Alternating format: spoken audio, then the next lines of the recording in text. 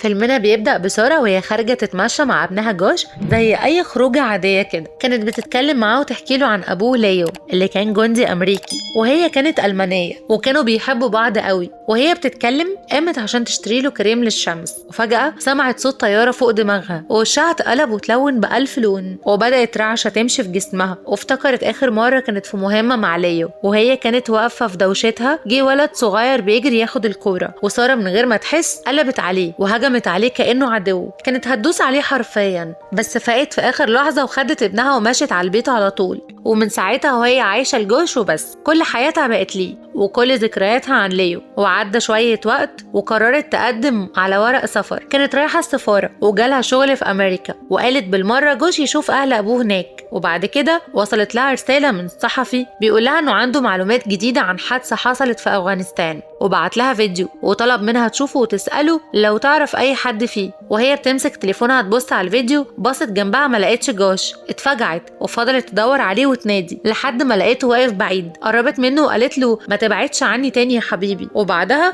دخلوا القنصلية الأمريكية وسجلوا دخولهم، وهي لاحظت ان في كل ركن كاميرات، وحطت متعلقاتها ودخلت قاعة الانتظار. بس جوش كان قلقان مش عارف يقعد على بعضه، فراحت للموظفة تسألها على دورهم، قالت لها ان في آخر الطرقة أوضة ألعاب للأطفال. جوش طبعا طار من الفرح وطلب منها تسيبه هناك، وهي وافقت وراحت تجيب قهوة. وفجأة سمعت نداء على رقمها من شباك رقم 6، خدت بعضها وراحت تجيب جوش. وهي رايحة شافت 2 شكلهم مريب، كانوا متوترين أول ما شافوها بس عدت الموقف. وأول ما دخلت أوضة الألعاب قلبها وقع، جوش مش موجود. نادت عليه ما لقيتش رد، دورت في كل حتة مفيش أثر، خافت وجريت على الأمن. ولما ما لقيتش منهم حل طلبت تقابل المسؤول. ظهر إيريك رئيس الأمن ومعاه مساعده دون، سمع منها اللي حصل وقال لها ما تقلقيش، المكان ده مؤمن وفي باب خروج واحد، مستحيل حد يخرج من غير ما يتسجل. بس هي فكرته بباب تاني كانت شافته ومعاهم راحت تبص عليه، قال لها ده مخصص للمنطقة الأمنية وبيكون مقفول دايما. شوية وجه دون يهمس في ودن إيريك وطلب يتكلموا معاها على انفراد، ودخلوا المكتب وبدأ يفتح ملفات وقال لها انها كانت من القوات الخاصة وخبيرة في القتال وخدمت في أفغانستان سنة 2017. سارة قالت له ملوش لازمة كل ده دلوقتي، أنا عاوزة ابني. وبعدها فتح ملف تاني وقال كارثة، ابنك أصلا مش متسجل معاكي في الدخول. اتعصبت جدا وقالت له انت بتستهبل، أنا دخلت بيه والناس شافتني، وانت كمان يا دون كنت بتسلم عليه. بس دون أنكر وقال لها مفيش الكلام ده خالص. طلبت بالكاميرات وإيريك حاول يهدي الموقف وقال لدون يمشي شوية. طلبت تتكلم مع الشرطة الألمانية وإيريك اتصل بيهم بنفسه، وأول ما حكت لهم اللي حصل قالوا لها انهم مش هيقدروا يدخلوا القنصلية عشان المكان ليه حصانة دبلوماسية وانهم هيتابعوا.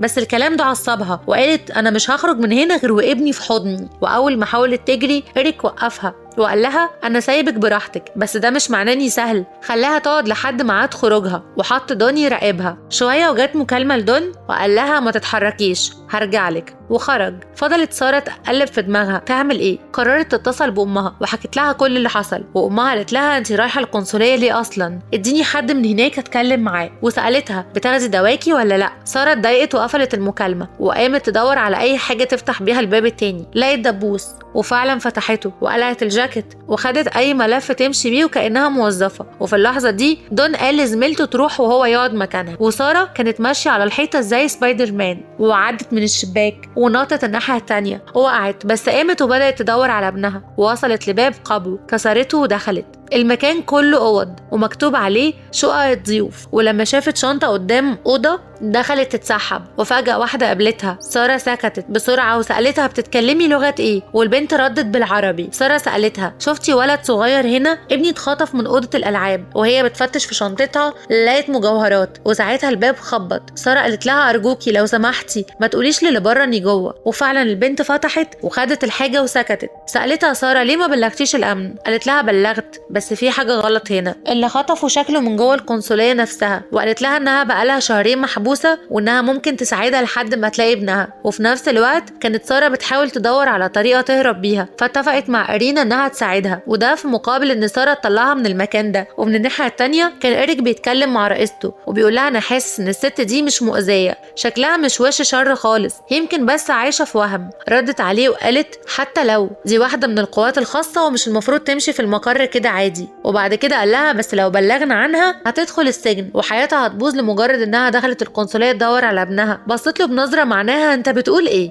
وقالت له روح هاتها من تحت الارض. وابتدوا يدوروا عليها في كل مكان ومفيش اي اثر ليها. اما ساره فكانت بتتعرف على إيرينا، وإيرينا شغلت المزيكا بصوت عالي وقالت لها عشان محدش يسمعنا. ولما سالتها ساره عن التليفون ردت عليها وقالت خدوا مني الشريحه والشبكه هنا اصلا بايظه، فوق كده كمان مأمنين الشبكات اللاسلكيه كويس جدا. فسالتها انت لاجئه سياسيه؟ سكتت إيرينا شوية وقالت ممكن تقولي كده. وبعدها بدأت تعرفها عن المكان اللي هم فيه بس غرف الضيوف ومخازن. ولما سارة سألتها عن المكان اللي جنبهم قالت لها انه مركز لرعاية الأطفال والموظفين وفي مخزن جنبه. سارة قالت لها ليه المخزن بالذات؟ ردت إيرينا لو عايزين يهربوا حد أو ينقلوه مفيش قدامهم غيره. فقالت لها يلا بينا على هناك. وبمجرد ما وصلوا قابلهم واحد من الأمن وسارة هجمت عليه وما سابتهوش غيره وهو مغمى عليه. وكانت إيرينا مبهورة بمهاراتها وقالت لها أنا قررت أساعدك عشان تخرجيني من هنا. واستغربت سارة وسألتها هما ليه ما أعلنوش حالة الطوارئ ولا حتى قفلوا المداخل؟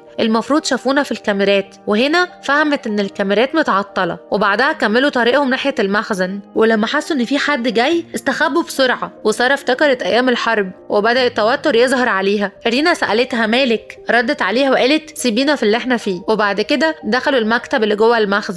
وعرفت سارة ان اخر عربية خرجت الساعة 1 وابنها اختفى الساعة 2، يعني في امل انه لسه هنا. ولما سألت عن العربية الجاية عرفت انها هتطلع بعد ساعة. سارة قررت تسيب إيرينا في المخزن، لكن إيرينا قالت لها انا هقعد اعمل ايه هنا؟ فردت ههربك في العربية الجاية. وهنا لمحوا دولاب مكتوب عليه جامعة جلانفل، نفس الاسم اللي كان مكتوب على شنطة الناس اللي شافوهم قبل كده. وجرت سارة فتحته ولقوا فعلا الشنطة اللي فيها كمية مخدرات كبيرة. وقالت سارة خلاص الخطة اتغيرت. ورجعوا على أوضة إيرينا وخبوا الشنطة. وقالت لها أكيد جوز شافهم عشان كده خطفوه. إيرينا قالت لها أنا ماليش دعوة، قوليلي هتهربيني إزاي؟ ردت سارة دلوقتي لأ، لو خرجتي دلوقتي هتعملي دوشة. فقالت لها إيرينا ما يمكن ابنك ما كانش معاكي من الأساس. سارة طلعت لعبة وقالت دي بتاعته، لقيتها في أوضة الألعاب. فردت انت كده شكلك مهزوز. ولما حاولت تمشي منعتها سارة وقالت لها أنا شفت الفلاشة اللي مخبيها في هدومك، قوليلي انت مين؟ لكن الباب خبط واستخبت سارة بسرعة. دخل 2 ومسكوا إيرينا، ولما صرخت اضطرت سارة تطلع ومسكت واحد فيهم ودوخته، بس التاني ضربها. وبعد شوية جه دون وهددها بالسلاح. وبعده إريك خدرها وأمر إنهم يفضوا أوضة إيرينا. ولما فاقت سارة لقت جوزها وابنها قدامها وقالت لهم ابني اختفى وانتوا عارفين. لكن دبرة قالت لها تهدى وعرفتها انها كلمت امها وان حالتها النفسيه صعبه وممكن تكون بتمر بنوبات وهم. ساره قالت لهم انتوا بتضيعوا وقت لحد ما العربيه تنقل ابني. فإيريك وراها تسجيل الكاميرات وفعلا شافت نفسها داخله لوحدها وجوش مش معاها. دبرة قالت لها اللي حصل ده من المرض، افتكري ابنك فين. وفي الاخر قالت لها ان السلطات الالمانيه جايه تاخدها. ساره فضلت تصرخ وتعيط، محدش حس بيها. وبعد شويه لقيت حد بيفكها وطلعت إيرينا وقالت لها قومي بسرعة في مؤامرة على ابنك ولازم نتحرك قبل ما يفوت الأوان. وبتعرفها ان الرجالة اللي هجموا عليهم خلاص الموضوع اتقفل والمكان اتنضف، ومن حظهم ان مفيش حد خد باله من شنطة المخدرات. بس سارة كانت مشوشة وافتكرت ان إيرينا من ضمن الأوهام. فإيرينا خدت مقص وقربت تعلم على نفسها علشان تثبت انها حقيقية، لكن سارة منعتها وقالت لها مش وقت ده، يلا ورايا. وخرجوا من الشباك. وسارة فضلت تقول ان دون اكيد ليه يد في اللي حصل ولازم يدوروا على عيال اصحاب الشنطة. إيرينا قالت لها في مؤتمر دلوقتي ندخل وسط الناس من غير ما حد يشوفنا. وفي نفس الوقت دون اكتشف انها هربت. اما إيرينا فنزلت مواصفات الشنطة على الانترنت وقالت اللي تخصه يكلمني ويقول فيها ايه. وسارة كانت تايهة مش عارفة تصدق إيريك ولا نفسها. إيرينا اديتها فلاشة وقالت لها دي هتخليكي تفرقي بين الوهم والحقيقة. وبدأت تحكي لها عن شغل في أمريكا وإنها نفسها تشوف أمها. وفعلا اتواصل معاهم صاحب الشنطة واتفقوا على ميعاد ومكان، وكان مطعم قريب. وراحوا على هناك وقعدت إيرينا تراقب من بعيد. وجه فعلا الراجل اللي سارة شافته وقال لها انه ملوش دعوة بابنها وهو بس عايز الشنطة. وقال لها انه شاف جوش واستخبى فين. بس سارة ما صدقتوش وعرفت انه كذاب وقالت له انا عارفه انك متورط وهنساعد بعض مقابل الشنطه.